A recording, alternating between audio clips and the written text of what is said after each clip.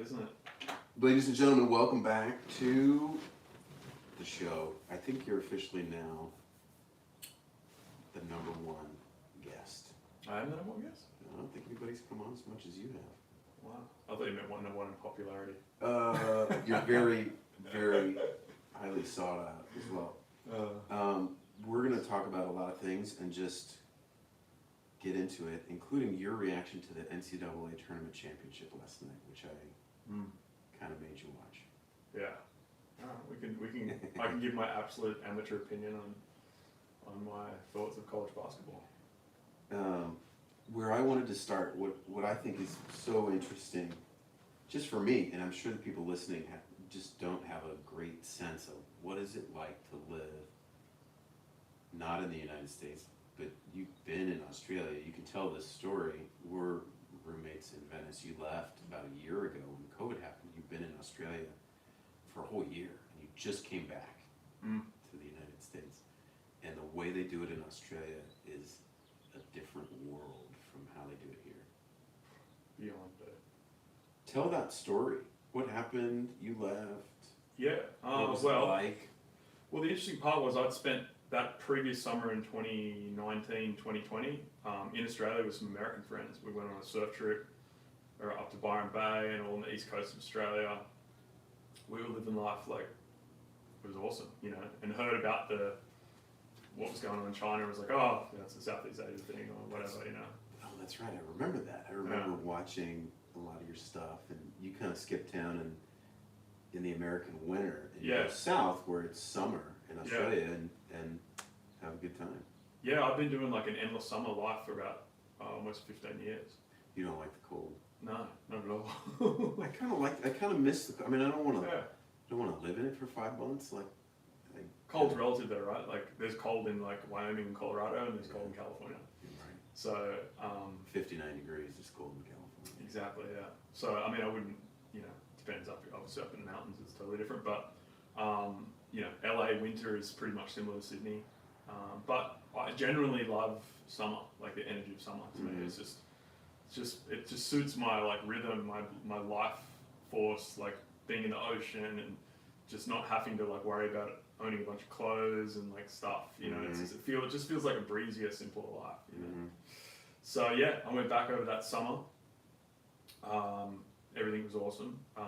As I always do, come back here in the spring, in March, and crack into the year and hopefully have a happy, successful, awesome year. And yeah, I got back in early March, like maybe the 10th or something, and then that was when everything was starting to kind of... Well, yeah, do you remember when you were coming back? You probably didn't even think about not coming back because of COVID. It wasn't, that's the weird, to think about now, it's so strange. But at that time, it wasn't even a topic of conversation. It wasn't a thing.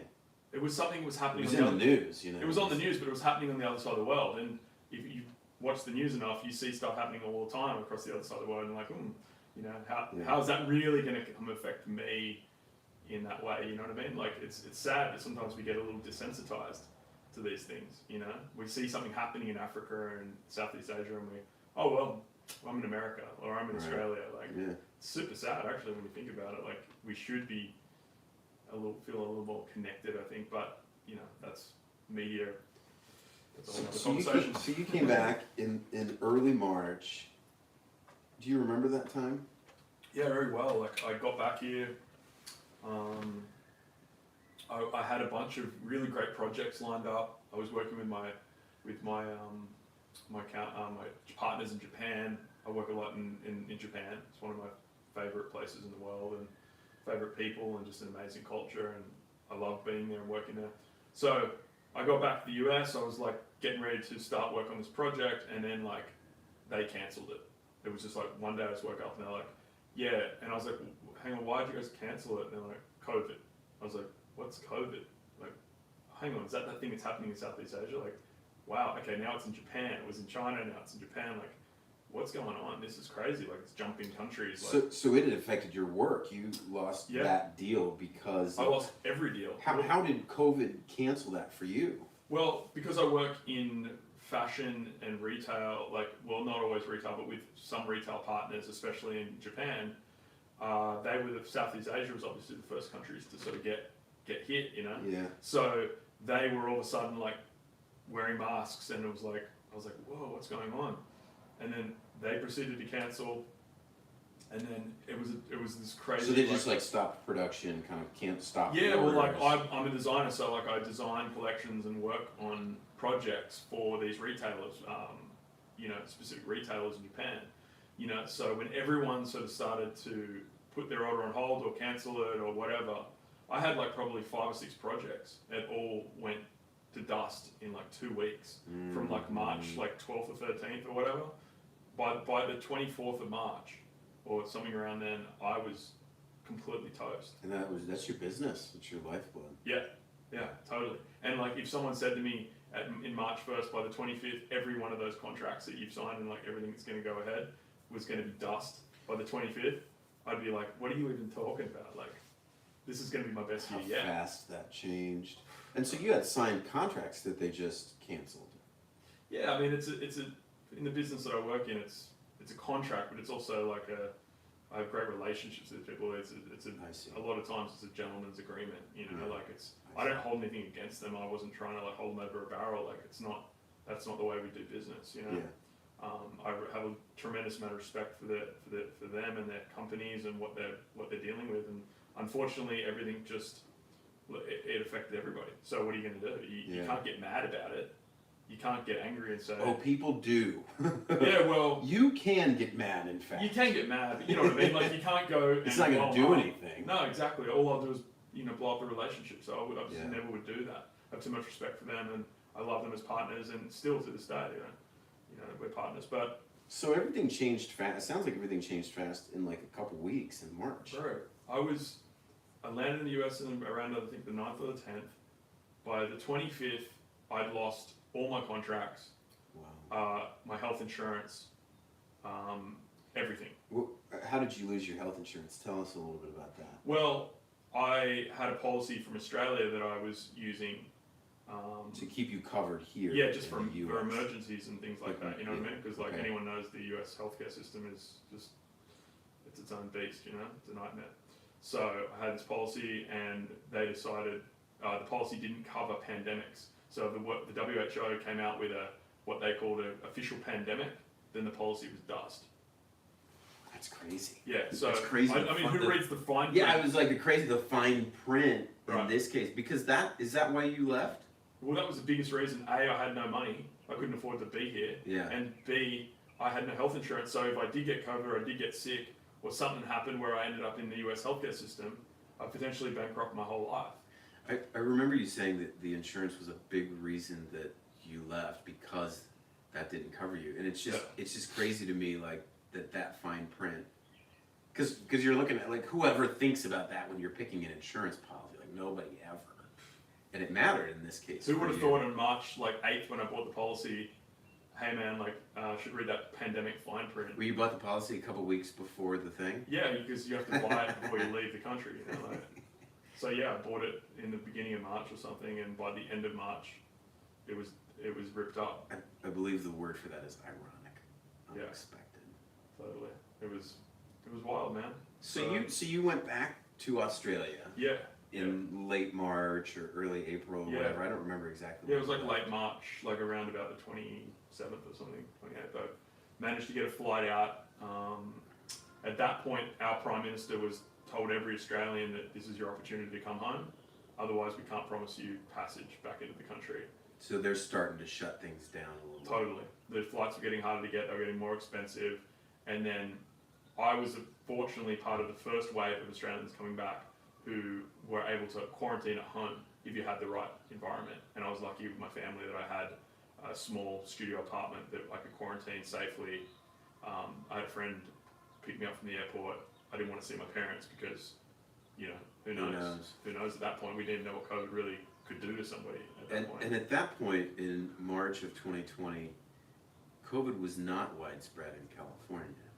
I mean, you and I were talking about it. We were like, I was asking you, I was like, you're in the ER every day. I was like, are you seeing this? Like, yeah. And you're like, no, not at all.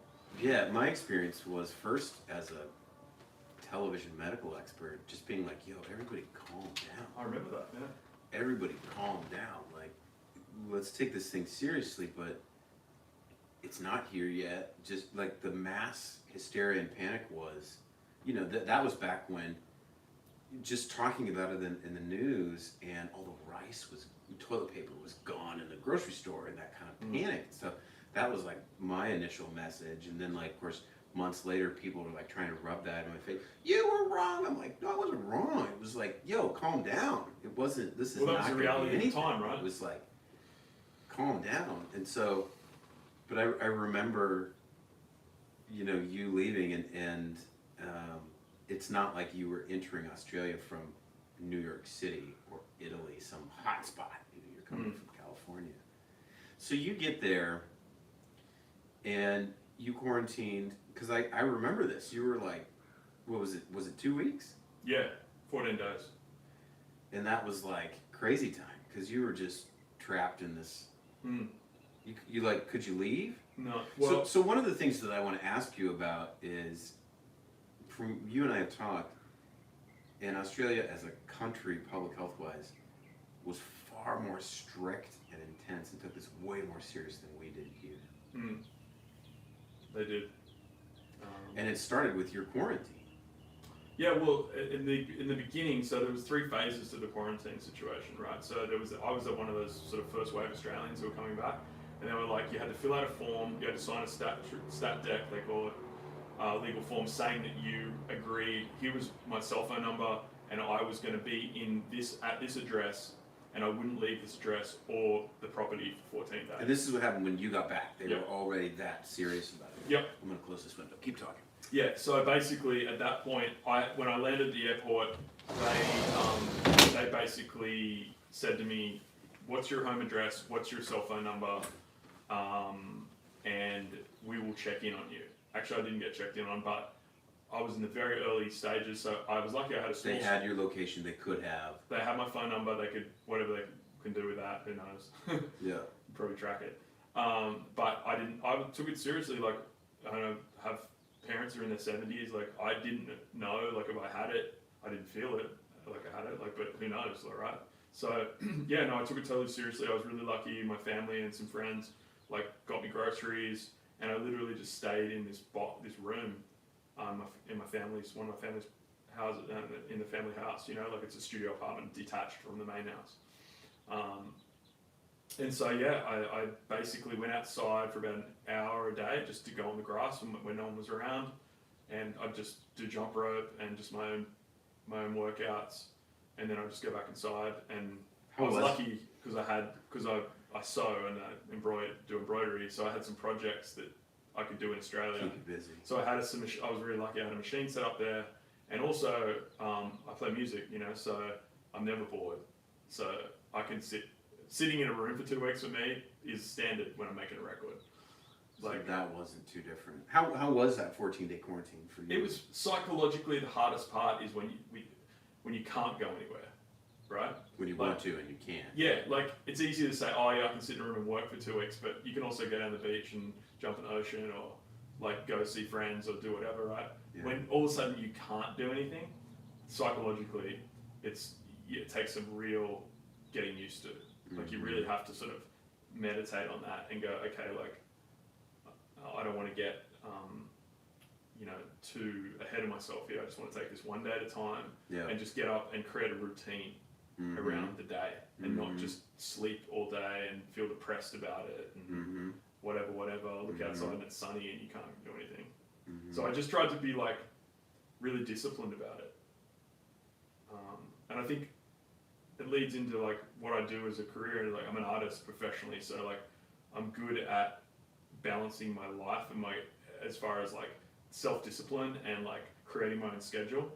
So I think I adapted fairly quickly to the idea of like, okay, well, this is my parameters and this is what I've got to work with. So how am I going to get my workout in? How am I going to get my yoga in? How am I going to work on my meditation? And then how am I going to work? Playing music, sewing, making jackets, whatever I'm doing, right? Your schedule. I just created a kind of a weird schedule around it, you know what I mean? And Matt got through it. Yeah. First swim in the ocean, I tell you what, when I got out of there, dude, whew, never felt so good. What did that feel like? And I tell you what, I've been going to this beach my whole life. Like I grew up on this beach. My family lives in just outside Sydney. That first dive in the ocean, bro, was like, I never felt gratitude for that moment, like that nature and that salt water, and it was still the end of summer, so the water was still warm, and I just sat on the beach, bro. Freedom, I mean, that's just no one around. Yeah. Like it was like, because of COVID, like everything was pretty much locked in, so you were allowed to go on the beach to exercise, and that was it. So you could exercise for like an hour, but you know there was people patrolling, and you know like it was hectic. Listening to you describe the feeling of what it's like to have these freedoms taken away for the, you know, COVID reason and all that stuff. My first reaction to that now is like, having gone through the whole year, now we're kind of like at the end, and we're getting, especially in California, things are opening up more and more, and now there's a little bit of dining, and there's all these things that have been gone are coming back. But my initial reaction is I kind of feel guilty because I have forgotten already how quickly I've forgotten what I've got. You know? And from my experience was very different because I mean, certainly I wasn't going to restaurants or anything like that, but I was still able to work. So I was able to drive to and from work. You know, I got on a plane and flew to New York, and I was still like trapped in a hotel there. It was like, you know, hotel, buddy's place that I was working with, and hospital. But that was way more freedom than most people had at the time, which was like work from home, school from home, all that stuff is shut down. But my reaction though is to how quickly, for me, you take for granted, you know, just like listening to what you're saying, so many of us can look back on the year and be like, wow, look at all this stuff I took for granted, and having lived through the time when you don't have it, can absolutely be an opportunity for appreciation and gratitude. Well, I feel very fortunate in my life that I've been very lucky to do what I love to do as a career for a long time. But I spent many years before that not doing things that filled my cup and made me happy. And so I like felt what? Oh, just like whatever job I got out of high school, like at whatever store or whatever. Just jobs. life, like trying to get through minimum wage, you know, like not really having any direction, like just doing something because there's nothing else that you know how to do. Or didn't have more meaning. Didn't have any passion towards it. Personal like, meaning. Yeah, but I've been very fortunate the last sort of like 15 years of my life to absolutely like love every day of the work that I do, even though it's sometimes challenging and hard and whatever, like everybody, I feel incredibly connected to how lucky I am to have carved that out for myself. Like I don't take it for granted. So I never felt like, at least for the last 15 years of my life, that I've sort of just hummed along and not always been lucky, or felt really, really grateful for what I get to do and what I'm fortunate to be paid for. So COVID for me was, it was definitely a heavier, more intense reflection of these feelings, but it wasn't completely unfamiliar as far as how do you get creative, and how do you recreate this new existence, and how do you move through these challenges in a way that's going to inspire other people, inspire yourself, and build community and real meaning behind what you're actually feeling, as opposed to feeling down and sorry for yourself and just hitting the bottle or whatever, you know? Yeah, it makes me think of that Simon and Garfunkel, The Sound of Silence. Hello, darkness, my old friend. Yeah. I mean, we've all been, listen, mate, I as recently as a few weeks ago, I had one of the most anxious waits because the Australian government wasn't going to let me leave Australia. Like, we're the only free country in the world that wasn't allowing their citizens who are permanent residents of another country, who have a life, who have a home, who have a business on the other side of the world, to actually leave Australia. So the country it was difficult for you to get out. It makes sense to me that it was crazy difficult. It makes sense to me that they might be like, yo, we don't want people to come in. If you're coming from a hot zone, we don't want that in our. So let's go back, we'll tell us in the story. So you get out of quarantine, you have this swim in the ocean, you made through this 14-day period. Yep. what was it like in Australia that from the months that followed for you, and then also what they were doing to Well, prevent spread of COVID and all? Well, the following months just seemed to get, well, where I was living outside Sydney at the time was not so bad. We did have a run there like late last year where we had a 2-week lockdown right around. Not so bad in terms of COVID numbers. Yeah, like specifically where I was living. Like, so down in Victoria in Melbourne, the city of Melbourne, like they for sure had it the worst. Like they were locked in their houses for 4 months at a time. They had stricter rules. Well, they just had bigger outbreaks. Because they had more outbreaks Exactly. in Melbourne than Sydney. Exactly. So Melbourne did worse than Sydney. Melbourne had a terrible time. I felt so bad for my friends. Why? down there. I wonder why is it? Because Sydney's pretty big. Isn't Sydney bigger than Melbourne? Yeah, Sydney's bigger, but we had New South Wales is the state. Yeah. We actually have an incredible. We have an incredible state government. The people who handled health and human services in Australia, in the state government of New South Wales, which is in the city of Sydney is obviously the biggest city. Yeah. They just did a really good job in managing the outbreaks. So the outbreaks were mainly in Australia after about May, June or something like that, were mainly from hotel quarantine.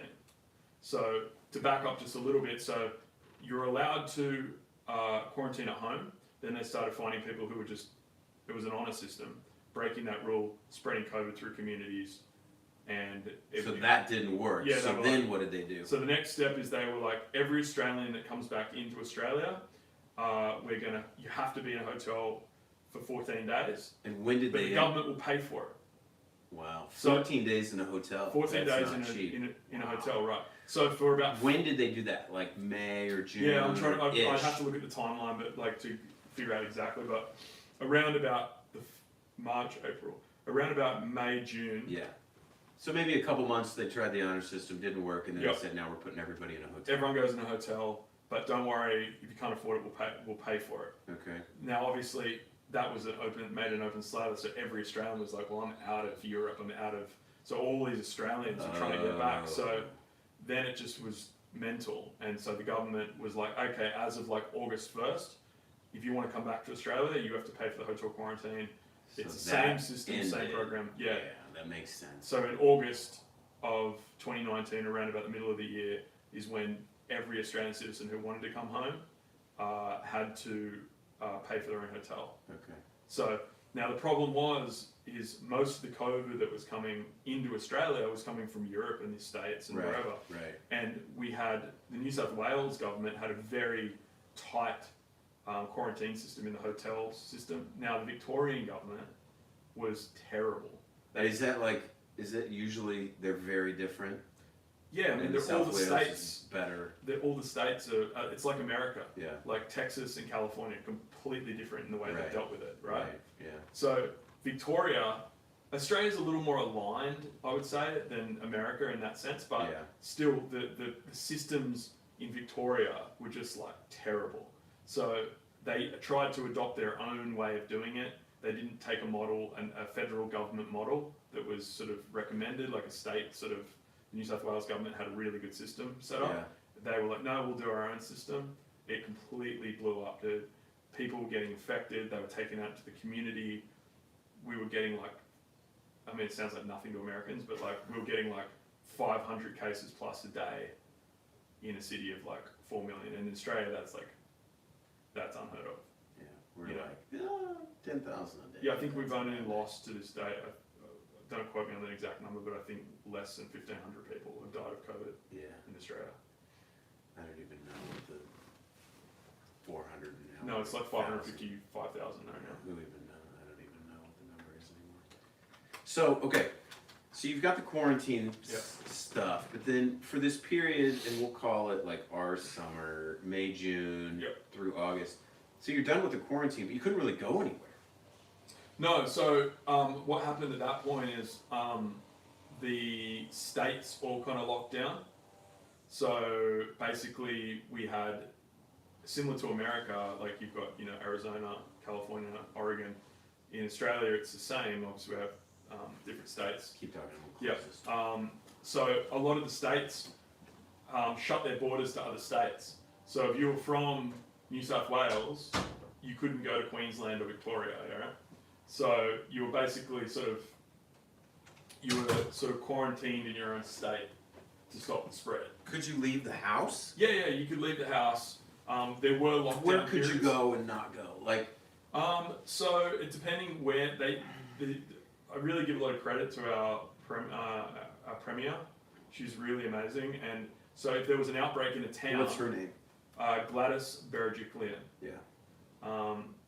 She's an incredible leader. I just have so much respect for her and like her sort of poise and her calmness, and it was really like nice to see a leader at this time in our lives, like actually. And same with our Prime Minister, Scott Morrison. I just had a new level of respect for the guy. He's over the whole country and she's over the state. That state. The state that I live in. She's like the government. Yeah. Okay. Yeah. So anyway, I was like really blown away by our government, like how well everyone how non-partisan it was and how scientific the doctors led the conversation. You know, policy was made. Gratefully in New South Wales, policy was made very calmly and like, okay, there's an outbreak here, so let's just figure out like the radius of how we need to lock this down, get it under control, contract trace it, get everything kind of.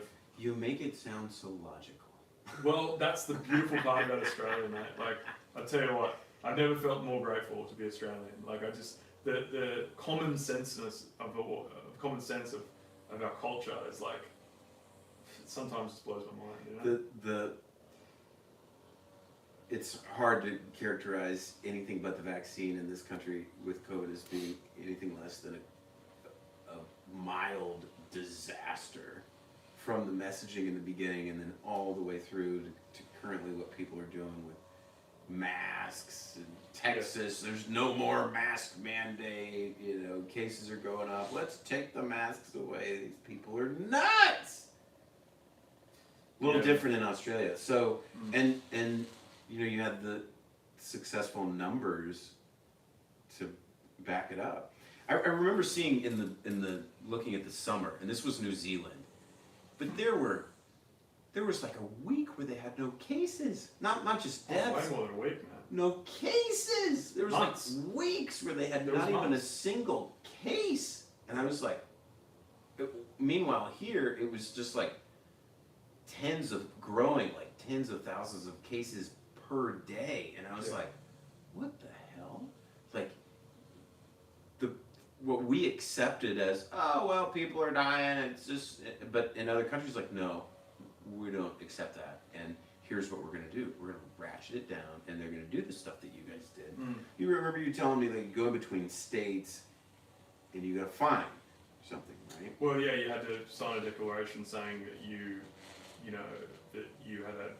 hadn't been around anyone who had COVID, you've been tested. You couldn't even travel between states for months, man. Like, you had to stay. And if you did, what happened? I was like, everyone in the car, like if you had a car of 4 people, everyone got a $1,200 fine. $1,200. If you lied on your declaration form, it was like $5,000. Yeah, so they did something, but then they followed up, and there were consequences to it. They weren't just like rules. Oh, you break the rules, bummer. You know. No. There was like legit. People were getting fined regularly, like who were lying on forms to cross the state. There was people hiding in the back of cars, smuggling between over states. Yeah, in truckies, truck drivers were like smuggling passengers in the back of their cab and trying to. And they were catching. I'm sure millions of people. I'm sure heaps of people got through, but like, also, you know, like it's just a different, you know, like in all fairness, it's a different culture. In all fairness to America, man, like it's just it's really hard to compare New Zealand and Australia to the US in this scenario. I mean, we've got Australia, for instance, everyone knows, has a landmass the size of the US, with a population of like 27 million people. About a tenth of the population, a little less, yeah. Exactly. So we actually have a chance to socially distance. On top of that, we never politicized it. It was never about politics. It was always about science and see, community. that's the interesting thing to me. It's like, how could one not ruling party attempt to seize on this as an opportunity, political They opportunity. didn't, because it would be unpopular. Here, with this Australian thing just people. got split in half, and it, it felt like we were together for a while in March and April, and New York went down so bad, and it was like we were so together. But then, like by May, June, it was like, oh, and we've split this in half, and the Republicans are going to take this, the Democrats are going to take that. It's an election year. Right. And then the disaster that is American politics had bled into COVID, and that was it. Exactly. It's the perfect storm. How do you divide people? It just boggles my mind to hear you being like, yeah, it wasn't politicized. It didn't become partisan. And I'm just like, wait a minute, what? There's places in the world where we actually stayed united, focused on the common goal of people not dying and, keeping people safe and whatever. Like that it doesn't, that everything isn't ultimately spun for politics. Well, I will say, like, in Victoria, when they had those massive failures with the hotel quarantine system, like, there was a lot of political fallout. But that was not because of anything other than poor policy and poor leadership. And Because they didn't do enough to keep the numbers down. they didn't execute what they needed to execute. There was a lot of mistakes made, and that's a public health issue. What was the what was the sense of the business owners and those people that got shut down and that lost money? Because that was, I think, the biggest resistance here was shutting everything down and people will go out of business, and so that was a lot of natural pushback, not just like the freedom fighter, I don't want to be controlled by the state, but people who had businesses, restaurants and everything. What was that like in Australia? Well, we're really fortunate in the sense of, like, Australia does this beautiful dance between socialized systems and modern, capitalism. So the government, we're very fortunate in Australia. We've made we're a wealthy country because we've sold a lot of minerals and a lot of things export to China and other places. So the country has, like, a really solid sort of financial safety net. So we were able to implement what they call job seeker and job keeper. So if you, say, worked at a restaurant and you could apply and the restaurant was closed, you could apply for what was called job keeper. So the government would pay your employer to keep your job and give you the money so that you could continue to pay your rent and eat and live, basically, until the restaurant opened back up. And then the job keeper, like, basically the employer would have to rehire you again, like, because you were on there. So those guys didn't lose their jobs, and the restaurants didn't permanently shut down. It wasn't like here the fear of the small business going up, and that's the end of that. Right. So if you had a restaurant that did takeaway as well as in-seat dining, right? If they shut down the in-seat dining, which they did, it was only takeaway, so then maybe you only need half the staff, right? Yeah. So they keep on half the staff, and the other half are paid job seeker, job keeper. So that was a job keeper payment. And then the other people who lost their jobs were on something called job seeker. So that was a payment that the government gave, essentially, like, it wasn't a lot of money, but it was enough to buy groceries and to pay rent, survive, and to, like, put gas in the car. Right. Right. So, like, it helped me. I was on that for a little while, and it helped me tremendously. Like, I had no work. I couldn't get a job. I didn't have any jobs. There was no jobs on the table. Yeah. Nothing was open, especially in my business in design and manufacturing and stuff. Like, everything had shut. So, yeah. It's an interesting. I like the way you put that. Like, an interesting dance between socialism and capitalism. Here we had these small business. There's unemployment, and then there was money given during the pandemic, but there was also these PPP loans where all this money went to businesses for exactly this reason. They closed down, whatever, and so, but I'm sitting here and I'm like, well, so it sounds like a similar thing, but for some reason people here, so many of them just got enraged. I don't know. I mean, businesses have closed. So many things have changed. I don't know if that's part of it. I don't know if it's just stoking the base. I don't know if it's the freedom thing. Something is very different, because there's still a huge number of people here that are like, this has become the tribal whatever, you know? Okay, so take me to the last few months of what was it like in Australia. Were you able to move about? You're wearing masks, or can you go state to state? What was it the last couple months, like in your summer? Yeah. So pre Christmas time. So around about August through probably the winter was pretty much like lockdown. Like as far as like you couldn't go out of the state. You know, granted, the state's massive. This is because California. Yeah. So it's not like you're trapped in a little bubble or anything. Like, Yeah. but you know, there wasn't anything really open. So there's nothing to really go to. So there's still not much to do. There's not in much that going sense. on. No. So Like are restaurants open? You can go to grocery stores. and there was takeout. There was Right. takeaway. So like, that sounds similar. There wasn't any like sit down restaurants. No. Or was there outdoor dining? No. No, none of that. It was takeaway. Takeaway only. Yeah. Yep. And Grocery there's no stores. like sporting events. Oh no. Definitely not any. No. I mean there is now. Are there now? Oh yeah. What is it like now? Oh, it's like normal. It's reopened, Pretty much, yeah. and there's just not much cases of Mhm. COVID. And But, they're on well, top of it. I will say, as of last week, there was the biggest music festival in Australia was about to go ahead, and they had one COVID case, and they shut the whole music festival down. 100,000 people For one case. for one case. Who was the case? It was a hotel. I think it was somewhere in Brisbane. It was a hotel quarantine leak. They went to Byron Bay, which is about an hour and a half south. Wow. There was One a few ca- people that were One case few and they people shut that had down. COVID. There was one community transmission, and they shut a 100,000 person music festival. See, that's incredible. I feel like here. within 2 days.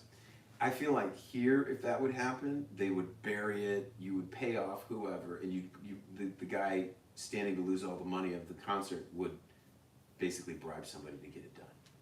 And that's why. One case. Wow. Yeah. That's incredible. Yeah. Okay, so I thought this was really interesting too. So you come back to the U.S.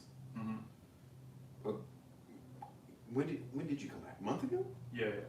So let's round out the end of that year. Okay. So I was really fortunate to connect with an old friend of mine who also was out of work, and he's a carpenter, a really talented carpenter.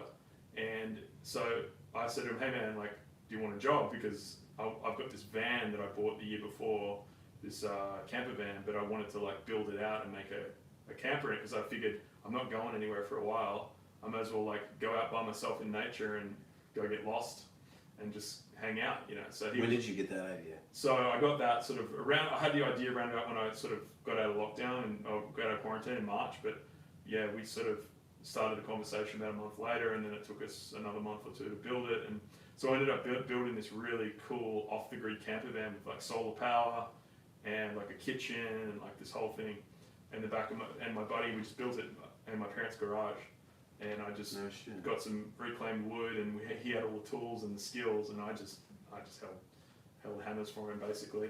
So you guys build this thing? Yeah, we built this like epic off-the-grid camper van, and yeah. So, and I had another buddy up in Byron Bay, which is a beautiful little surf town about 12 hours north of me, who has a vintage store, and him and I have been friends for years. And he's like, "Hey man, like, we're open, like, but we can only have like 10 people in at once, but you know, we're open." So he's like, "Hey, if you want to come up and hang out, bring your table and your sewing machine, and like, just come and hang out here. And if anyone comes in and wants the jacket or wants to do something, like, sweet, you can do it." And I was like, "That'd be awesome, bro. I need to get out of here. Like, I'm losing my mind. Like, I love my family and it's awesome to be around them, but like, Yeah. I just at this point, dude, I'm like 4 or 5 months in, and I'm just like losing my mind. I like need some freedom. I need to get out." So I basically just packed up my camper van that I built with my buddy, and I just put my sewing machine and my surfboards and my guitar, and I just drove up the coast with no plan, and I just basically spent the next 4 months. When did you leave? Like August, around Oh wow. July, August, yeah, end of July, around August, and then until the end of pretty much through the end of the year. And where did you go? So I went from Sydney which is in the sort of center of the state, and then all the way north to Byron Bay, which is about an hour south of the Queensland border. Okay. So once you get to Queensland, you went over to cross the border. I see. So you stayed in your state. Yeah, I stayed in my state. And you were mainly along the ocean. I was on the ocean. You're on the beach. Yeah, I slept on the beach like pretty much every night.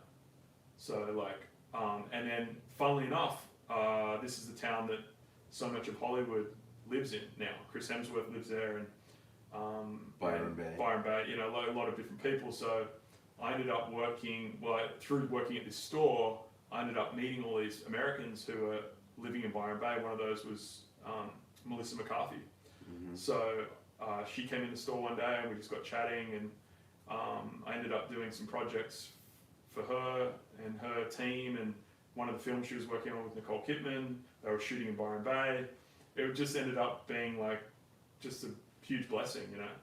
So I ended up doing all these really interesting, fun little projects, and we had, at that point, Byron Bay is a real tourist town, and no one can leave the state. So everyone wants to go to the Meccas, the places where they're like, where they can go. So it was packed. Like it was so many people in New South Wales because they couldn't go anywhere else were coming to Byron Bay. So Byron Bay just became this like hub of activity and creativity, and all these artists were moving there, and all these musicians moved there, and people were buying houses, and real estate was going like mental. So the whole thing was just crazy. So, and then that, up until a couple weeks ago, there was no COVID at all in Byron Bay. Yeah, and so when they opened up the borders around the end of the year, yeah, I travelled up into Queensland and, you know, went fishing. Kept going. Went surfing. This is, I mean, what an adventure, just build the van.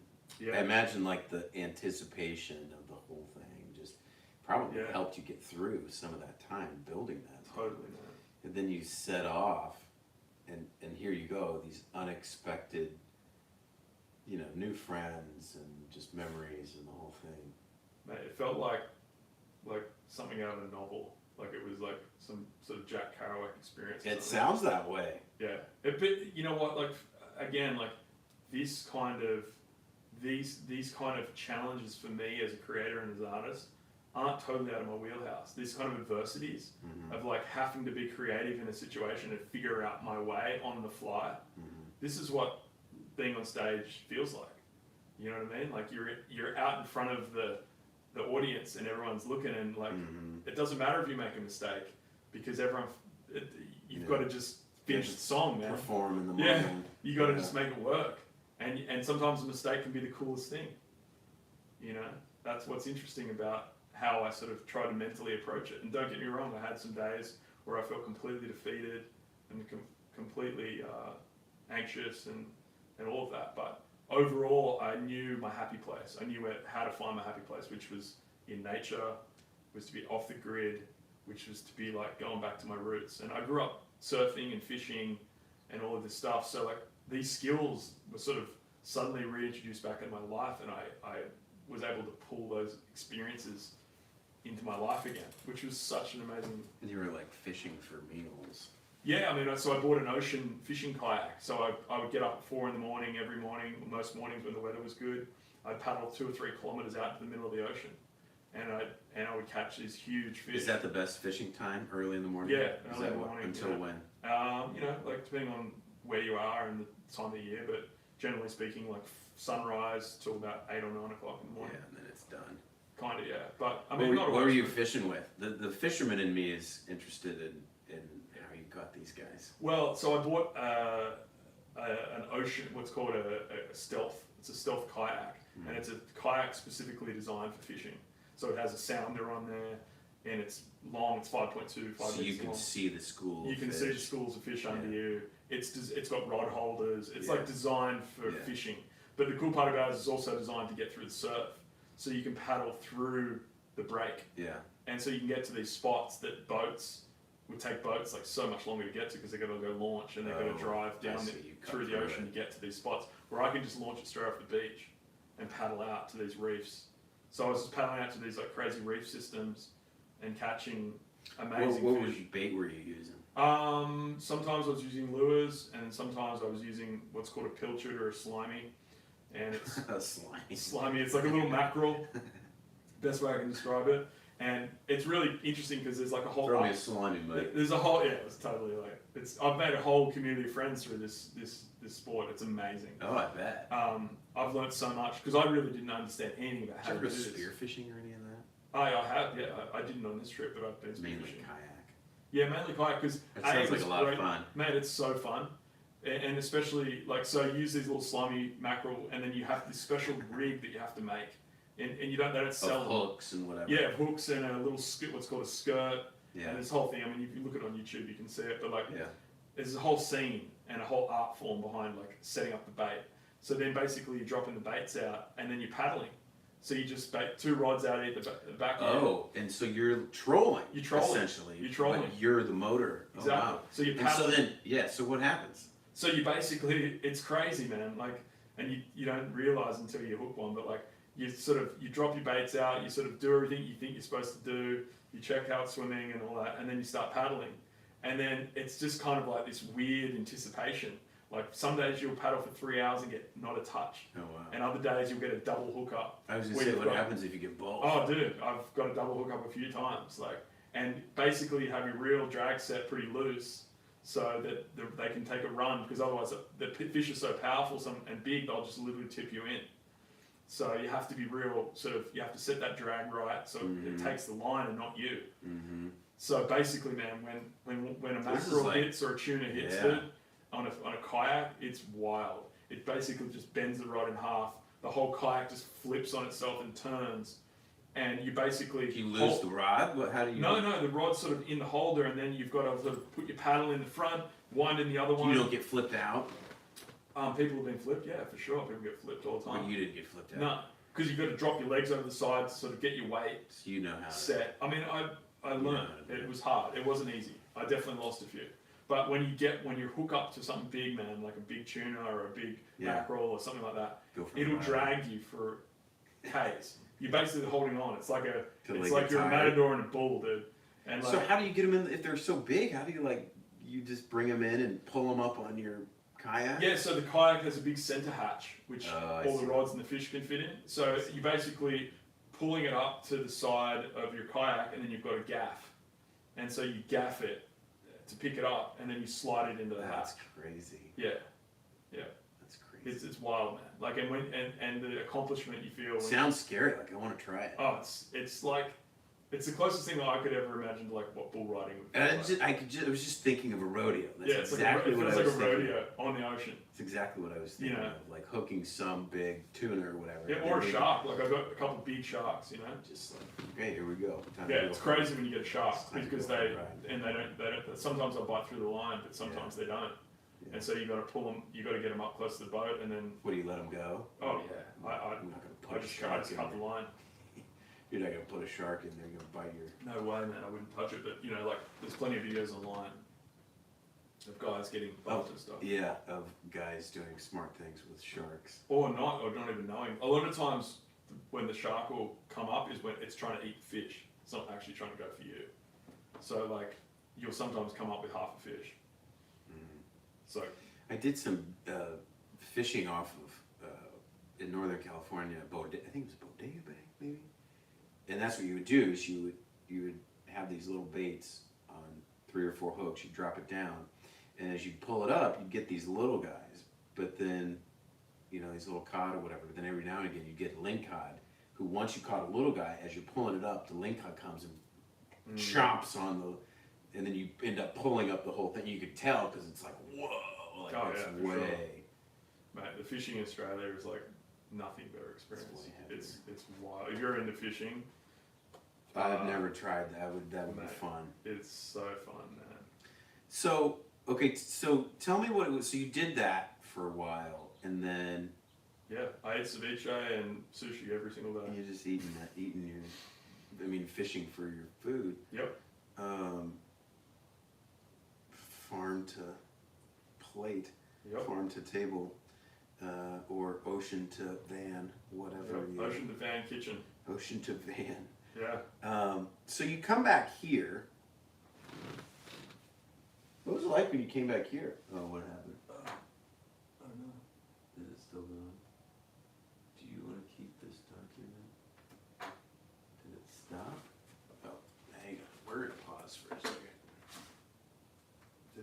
Oh,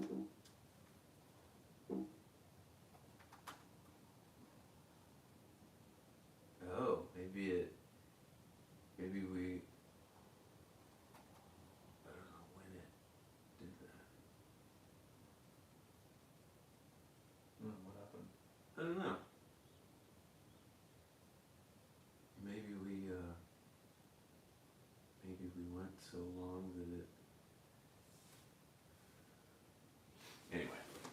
We got going there anyway. We'll keep going.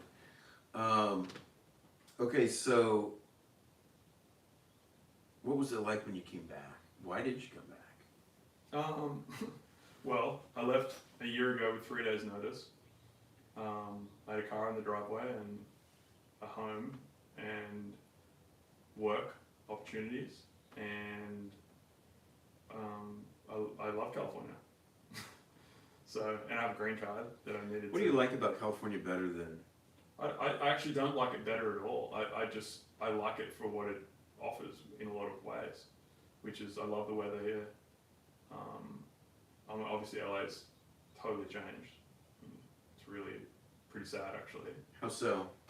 What did it used to be like? Just like, I mean, look, man, the energy of the social life here and the community is what is the city. You know, like the amazing restaurants, the amazing live music venues, the amazing bars and clubs and events that were happening every single day here. Like I didn't ever spend a night at home here. Oh, what you mean in the last year? Yeah, I thought like you were talking about over 15 years. You meant the last year. Yeah. I'm since coming back. COVID. Here. Yeah. Oh, yeah. Since coming back. Yeah, for sure. So, like for the purposes of historical documentation. So, right now, April, whatever it is, early April 2021. April 6th, 2021. There's definitely no bars. I think restaurants have 25% capacity seating. I have not sat inside at a restaurant in California yet. There's outdoor dining, which, to be honest, gets cold. I don't like it at night. Yeah. It's just cold. And the vibe's weird. It's not vibey. It's just you're like sitting in a parking lot with a space heater, and you're paying like expensive restaurant prices for a food for a meal, and you're like, this has no. You know, the food's great or whatever, but like it has no. I feel like I'm sitting in a car park. Some of them kind of fool you for a little bit, you know. And then it's like, and then you like look around, and you're like, exactly what you said. Like I'm on a sidewalk with a space heater, and I'm cold. Why? Why am I doing? Why am I doing this again? Why can't I just make an amazing meal at home and like. And the answer is because I want to get out. But then it's like, and it's like that's better than before when you didn't have it, but it's definitely not what it used to be. Tell me what it was like. Australia was kind of strict. You left there. You come here. Did you feel safe? Did you feel like you were gonna get COVID? Were you like, whoa, nobody's wearing a mask, or people are out, or just? I mean, I think people are pretty respectful in the mask thing here. Did I feel like I was gonna get COVID? I hoped I would not. Because it was different, right? You got off the plane and like it was just different than here than it was in Australia. Australia. I was in Bondi the week before I left. Clubs, bars, to capacity, packed. Like, but nobody's 2019 style. Like, it's like 2020 didn't even exist. I can't even imagine that.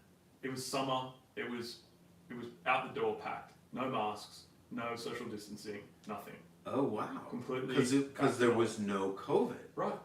And in the cases that were in hotel quarantine, they were well managed. If there was an outbreak, they would lock down that whole suburb. So to back up a little bit, just after Christmas, my town had an outbreak.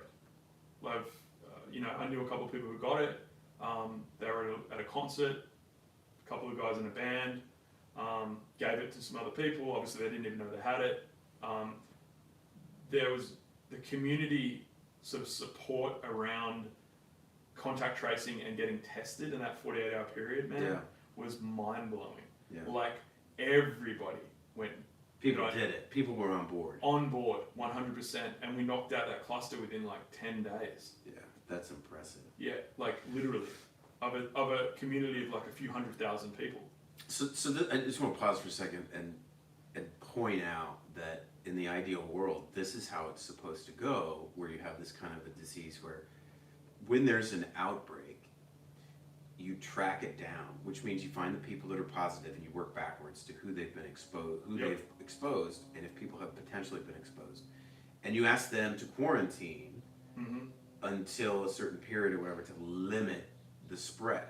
Right. And that when you have people that buy into this and will actually do it, that's how you're able to reopen everything. But that's Like freedom. this, where you don't have a mask and you don't have a distance, which I was surprised to hear, but it makes sense if you have robust contact tracing and a culture that agrees to do it. We didn't do either, foolishly. I remember you told me once that when you would go to a bar or a restaurant, you give them your phone number. But it's a QR code, so and still to this day. I mean, how does that work? So the QR code is on every restaurant. So you take your phone camera and you scan it on the QR code, and it comes up, and you check in, name, phone number. So this is how they're able to do this tracing. So you go to, you know, you go to Arby's in Australia. Let's just say somebody gets it there. In Australia, but Yeah, you know what I mean. Yep. Somebody gets it there, and then they can go. They look down. They go, "Oh, Kai was here at this time, or whatever," and then we can trace him and do. Now, I think some people here would react and be like, "Oh, I don't want that much government control. I don't want them knowing where I am and doing what I'm doing and doing whatever." It's like, okay, well, there's only a couple other options, which are you do it in another way, which is massive shutdown of the whole state, which people hated Gavin Newsom for doing that. Or you say, forget it, and people die! And like, this is what we did here. And so I want some of the people that are listening to this, I don't want to get political and partisan, but I want people to know there are other ways to go about executing this pandemic, because we may need this again in the future. And I think this should be, in the United States, should absolutely, this capacity should be built up, and this is how you do it. Well, I think in a lot of ways, this is a real reckoning for America in its practices of the way that they've always done things. So I think there is so much amazing entrepreneurial spirit here and freedom and all of these kind of things. But I think when it comes to a pandemic and a disease like this, you can't think about it in that way. You have to think about it like the way Australia thinks about it is like, how do we protect the most vulnerable people? And that means everyone has to suffer a little bit to protect the most vulnerable people, because we're only as strong as the weakest person in our community. You know, and I think sometimes that American, like, every man for himself, cowboy stuff. Individualism. It's individualism versus the collectivism. Right. Which, if you look in the history of like a lot of America, like you look at World War II and stuff, there was so much collective sort of around fighting for freedom and fighting for against oppression and communism and all these things, right? It seems like relatively new, this hyper individualism, you know. I don't know. It's been taken in a way. I don't know. Like, I don't want to get political. I don't know. I don't. You know. It's just an interesting thing to think about. You know, like we've all got parents and grandparents, man. Yeah. You know, like this relates to every single person on the planet. It's not like you can't relate. If you asked your parent, if you asked yourself, like, do I want my parent or grandparent to get this? Everyone would say, of course not. Yeah, sure. So why is there a hyper-individualism? Why is it like, don't stomp on my freedom? I don't know. It's just a cultural thing. I don't know why the individualism here has just been it's part of the code. I don't know. I can't give you a better explanation there. Yeah. But my point, there are other ways to do this. There are. That I think, other tools that I think we should develop and consider. That's my point. I agree with you 100%. I think this is a great opportunity to have a real reckoning with the way that things have been done. Yeah, but it's not now. Not now, but you know, it's like, too political, and it's too, you know, it's going to be years of. It's going to be, you know, who writes that history, you know. Yeah. Okay, let me ask you this. So you're here, you're back. It is what it is. Would you rather be in Australia right now? I've been listening to a lot of Abraham Hicks lately. Not Who is sure if- Abraham Hicks? I don't know. She's just an amazing philosopher and mindfulness coach and inspiration to a lot of people, probably, Yeah. especially during this time. And one of the great takeaways I took from something she said was about how not to wish your life away that you were somewhere else, or that you were doing something else, or that you were, if it would, things would just change, I could just move to this place, I'd be happier, or I'd do this. How do you find happiness in the present moment? How do you find happiness in your destiny of where you're supposed to be at this moment in time? And how do you make the most of that opportunity and not wish your life away? So, in answer to your question, like, I am present and I'm happy where I am right now, and that's the best I can do. Do I love Australia? Absolutely. Do I love America? Yes, I do. You know, but life has dealt me the cards where I need to be here right now for various reasons, and I'm going to choose happiness every day, and I'm going to choose the opportunities that I do have, and the great friends that I do have here, and the community, and the beautiful home I get to live in, and the sunny days every single day. The weather's warming up here, it's becoming summer. You know, I'm not going to look too hard into the future, man. It is becoming summer, and I feel like it brings this kind of hope. It does. About this it whole does. thing, just the warmth and the sun and the energy and all of it. Yeah, It's man. funny when you say these, you go off and you say these things like, "I'm trying to be here and be present," but then you'll say something like that, like, you know, basically, which is be present in the current moment that you have. Escape dreams is one of the kind of fantasies of escaping your moment, and you're elsewhere. Your mind is elsewhere. We all have these escape dreams. Yeah, I still do. But and so you'll say something like that, and then my mind will go off, and I'll be going down. I'll be like, yeah, I should be more here and now, wherever I am. That's good too, you know. And I'm like half thinking about that as you've said it, and then I'm like half like, okay, gotta be here for this interview too. At the same time, you know, that was a good thought. Yeah, me too.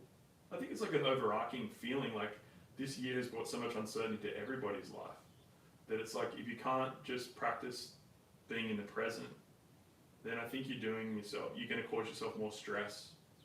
You know, I just started to care less in a lot of ways. Like I care about people, I care about what I consider to be super important, which is relationships, and trying to be the best friend I can be, trying to be good to my family and be supportive of whatever their needs are, and try to be a great artist and a great creator, disciplined about these things. But as far as like, would I be happier in Australia or happier in California? I'm happy where I'm at. And if and when I go back to Australia, I'll be happy there too.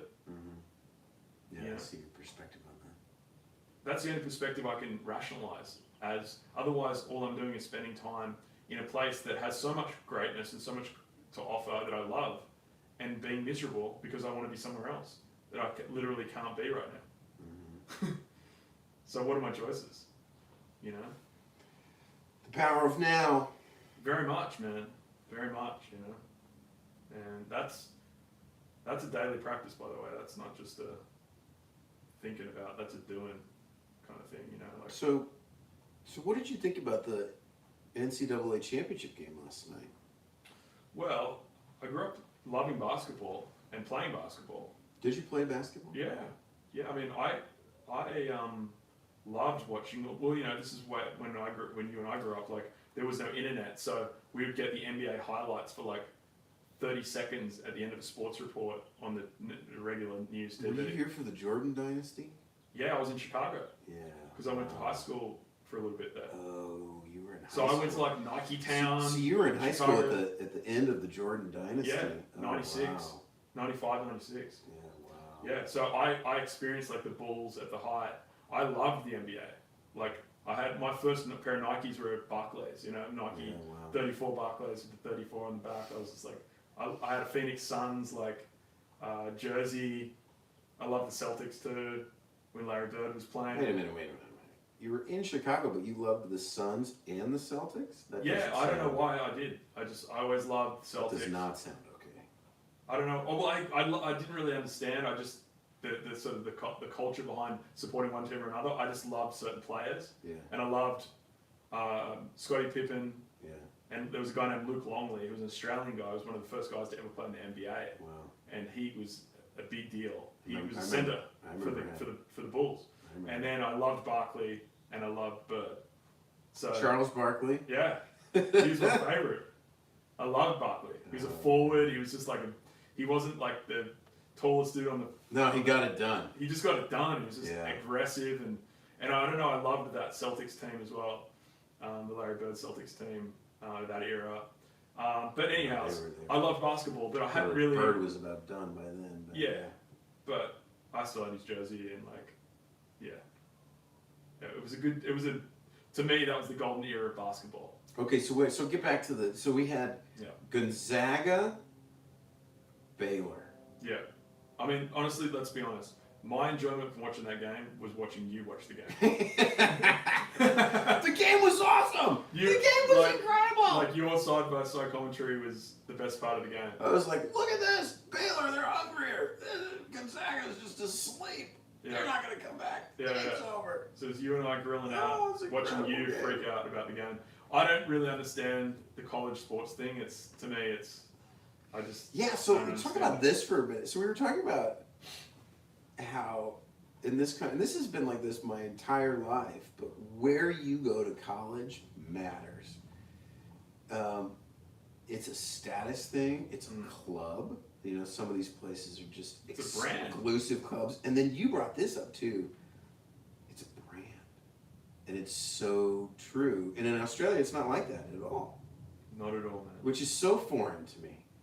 There's a university rugby team for Sydney University that's a good team, but there's no branded experience. There's no Nike sponsorship. There's no major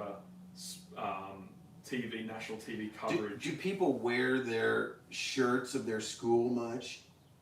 You can always tell an exchange student because they're the one that goes to the Sydney University merchandise shop and buys their Sydney University. Nobody wears the shirts. No, man. Yeah. No one cares. Yeah. No one cares. It's not a thing. No one, not a thing, man. Like, yeah, you can buy a University of Sydney shirt, but like that's how you tell an exchange student. Because like the American will go straight into the university shop. I was and going to buy say, them- I'm going right there. Yeah, just to buy their hat or their sweater or whatever they're going to buy. Just to. I'm a part of sport it. this. I'm a part of this team. Exactly. I look at me. I did a year in Sydney, at the University of Sydney. You know, whatever. It's just to me. It's a cultural thing that I find fascinating. So funny. Yeah. There's no there's no sort of.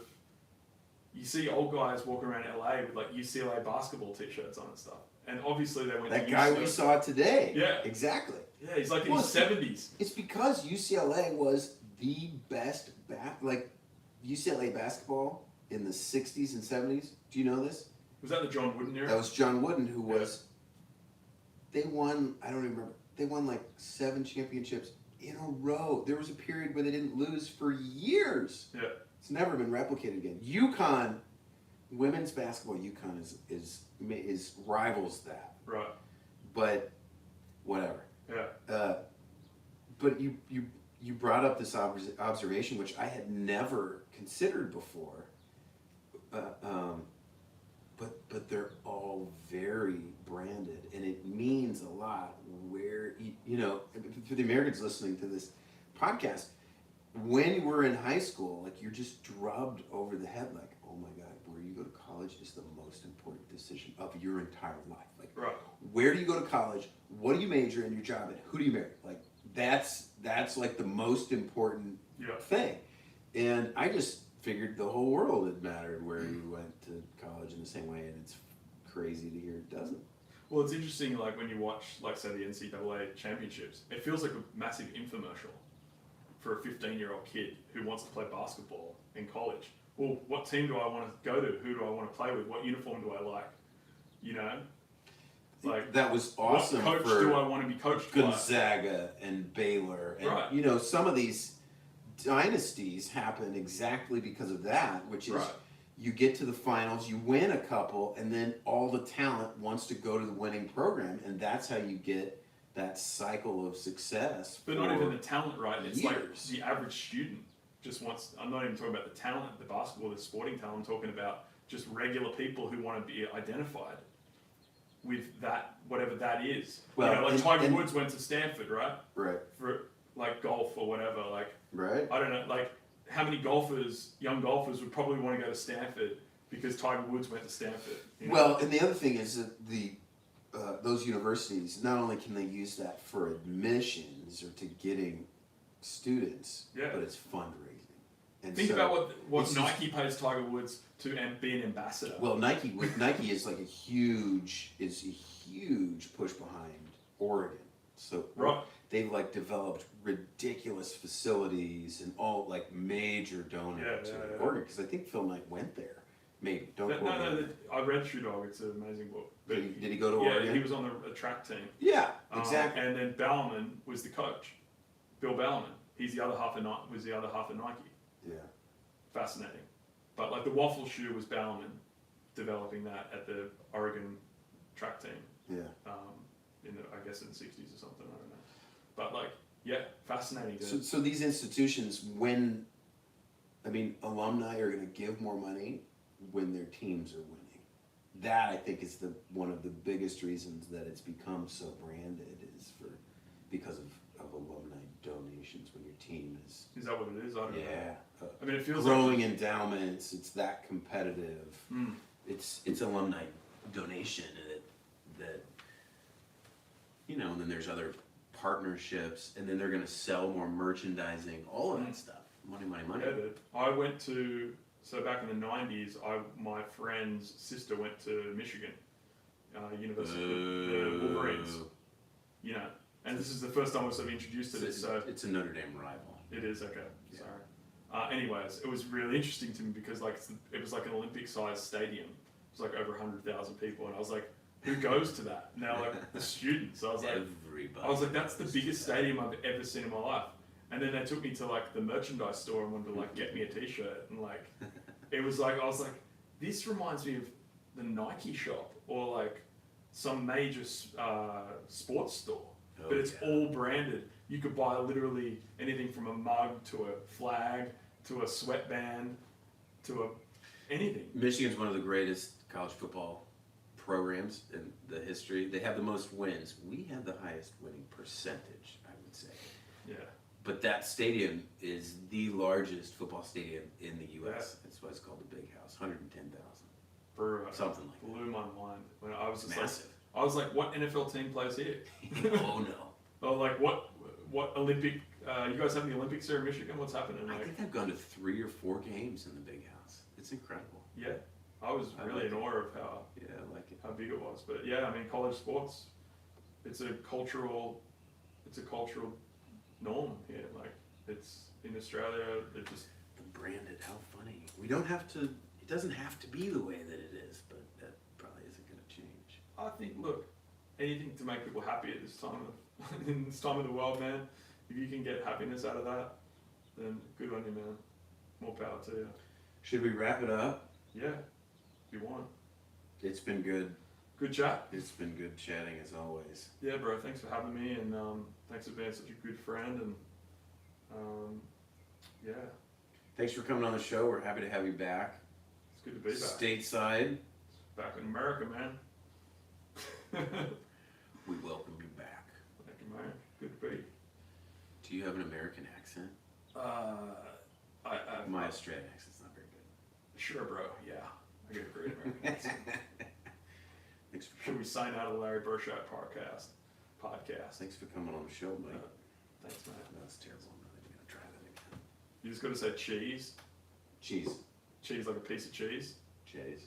No, just like how you would say it. Cheese. Yeah, and then like a little bug is called a mite. Say a mite. Cheese, Mike. Cheers, mate. Thanks for listening to the show. We hope you enjoyed it. Cheers, I don't have everybody. anything to push. This is for entertainment and educational purposes, and we hope you got both. Take care of yourself. Stay safe. Stay sane. We'll see you next time. Bye. There you go. Let me just email those to myself and we'll be all done.